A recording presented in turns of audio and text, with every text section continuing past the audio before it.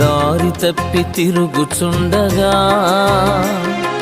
పేరు పెట్టి పిలిచి ఉంటివి.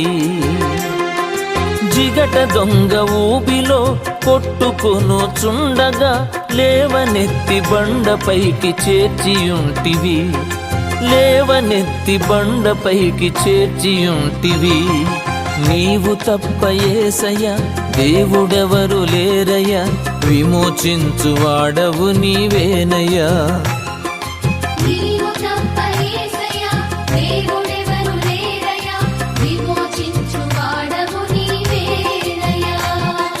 నేను నిన్ను ఎరుగకుండినా దేవా నీవు నన్ను మరువకుంటివి.